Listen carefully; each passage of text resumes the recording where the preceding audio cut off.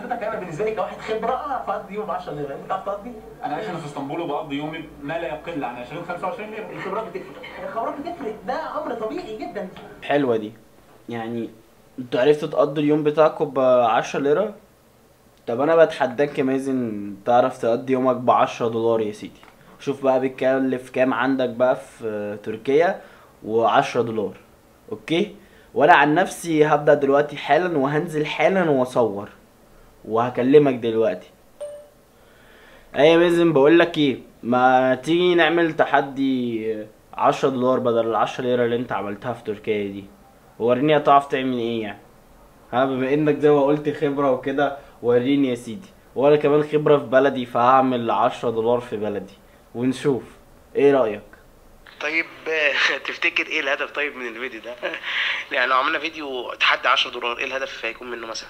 بص يا سيدي، الهدف منه هيكون تنشيط السياحة. يعني مثلا انت تشوف الاماكن السياحية اللي عندك وتروحها وهكذا، وانا هشوف الاماكن السياحية وهعرض الحاجات اللي اشهر الاماكن والحاجات اللي السياح بيجي يزوروها وهكذا. انت ايه رأيك؟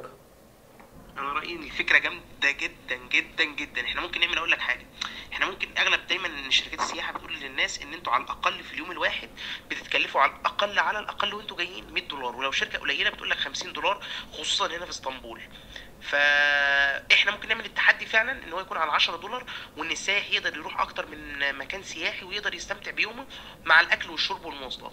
ولما هذكر اسعار السياحيه، مش هذكر الاسعار اللي انا بستخدمها كطالب مثلا. ايه رايك؟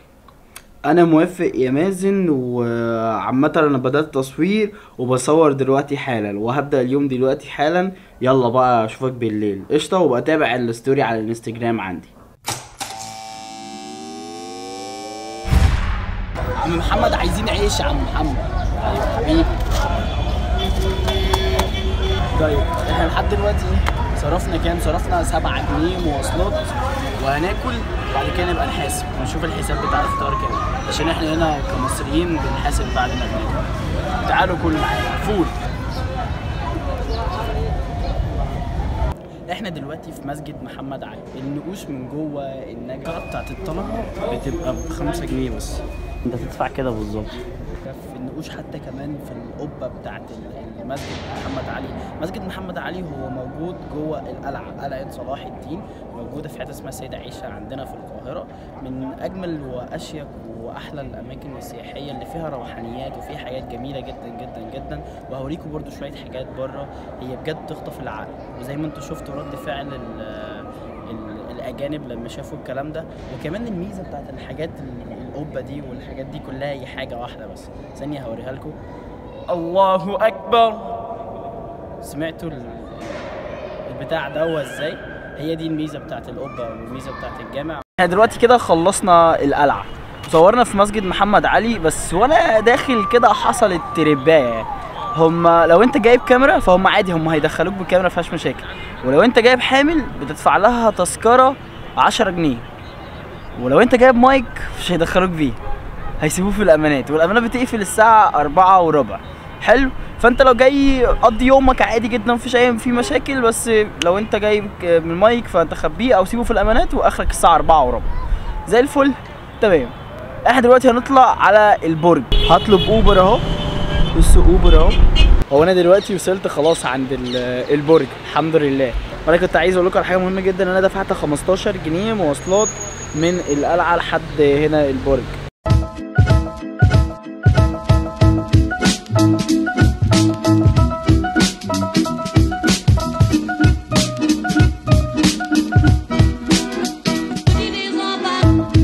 انا دلوقتي بكلمكم من اعلى مكان موجود في مصر، وهو على ارتفاع 187 متر فوق سطح البحر او فوق سطح الارض. وهو اعلى مكان ممكن تشوف منه مصر كلها. وتقريبا انا جيت في وقت غلط تماما، يعني المفروض الطلعه دي كانتش تطلع في الشتاء خالص، لدرجه الحر فوق دلوقتي اقل من الصفر حاجه كده.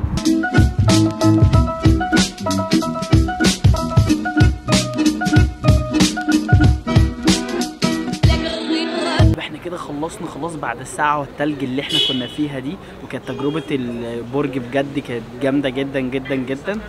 تعالوا بقى نروح ناكل عند اجدع واجمد واحد بيعمل كبدة في مصر. يلا بينا.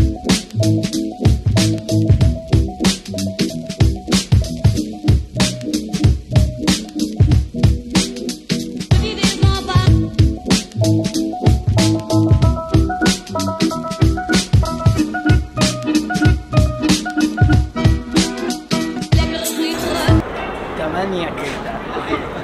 وممكن ازود، يعني لو انا خلصتهم ممكن ابقى ازودهم ان شاء الله. من اشهر الاكلات اللي موجوده في مصر هي الكبده الاسكندراني، ومن اجمد الاكلات. جبتكم عند اجمد مطعم، تعالى ناكل وبعد كده نبقى نشوف الطعم. هو كده كده انا جربته قبل كده بصراحه وهو جامد جدا يعني، فانصحك لو انت جاي مصر تبقى تعدي على عز المنيا. يلا بينا ناكل. بعد ما اكلنا الاكله الدمار دي و8 سندوتشات الحمد لله رب العالمين. طبعا انت بتسمع الرقم وتحس ان هو كبير، بس لا عادي يعني. 8 سندوتشات هنا في مصر المصريين بياكلوا اكتر من كده. المهم انا لحد دلوقتي صرفت 138 جنيه اذا اردنا الدقه، واذا لم نريد الدقه فهي 140 جنيه. يعني هو اللي باقي معانا حوالي 42 جنيه او 40 جنيه. حلو، يكفينا ان احنا نطلب حاجه ساقعه. انا جيت هنا ماك ونطلب الساندي بتاع ماك، فنطلب ساندي واكله كده ونظبط الدنيا، وبعد كده ممكن نطلب بيبسي. يلا بينا. وكمان هيكفي تقريبا مواصلات مروح، يعني اظن هيكفي مواصلات مروح. نطلب ونعيش.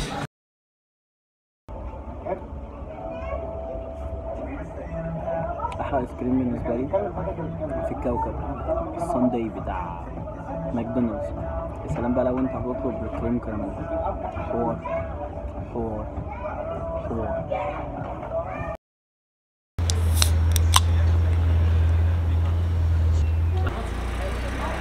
طيب دلوقتي انا جبت ازازه ميه بس الحمد لله خلصت، وجبت بيبسي كده بقى 30 جنيه يروحونا ويبقى فلوس نجيب بيهم لب بقى، نجيب بيهم اي حاجه. عامه انا خلصت الحمد لله، رضا. يلا بينا.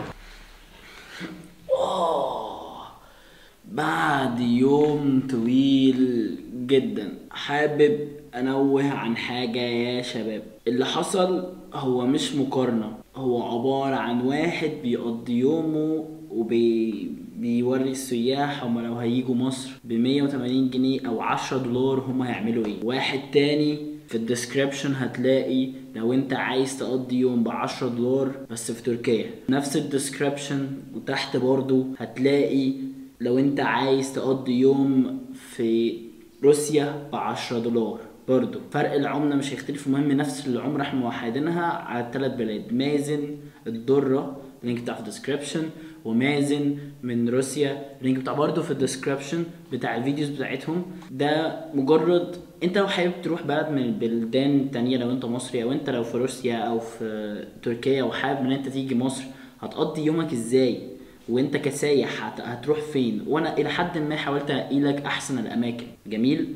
اعمل لايك واعمل سبسكرايب واكتب في الكومنت ضروري مهم جدا جدا جدا انت استفدت ايه اللي كان نفسك تشوفه وما شفتوش. واهم من النقطتين دول اكتب في الكومنت اقتراحاتك لفيديوز شبه دي، واكتب لمازن لو حاجه زي كده مثلا انا ومازن بنعملها مع بعض. الفرق ما بين الثلاث دول تركيا وروسيا ومصر مش فروقات من على سبيل المقارنه، اكتر منها هي انا بوريك انت لو هتيجي هنا هتعمل ايه، لو هتيجي هنا هتعمل ايه، وهكذا. حلو. تنساش لايك وسبسكرايب، فعل الزر بتاع اللي عليه علامه الجرس عشان ده مهم جدا. اعمل شير للفيديو بتاعي وبتاع مازن وبتاع مازن، ولو انت استفدت ويعني مستني فيدباك بتاعكم.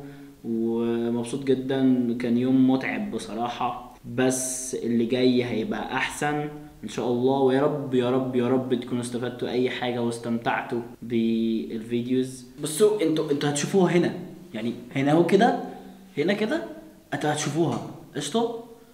وقول لي ايه رايك فيها واعمل في الكومنت او اكتب رايك في الكومنت. ماشي.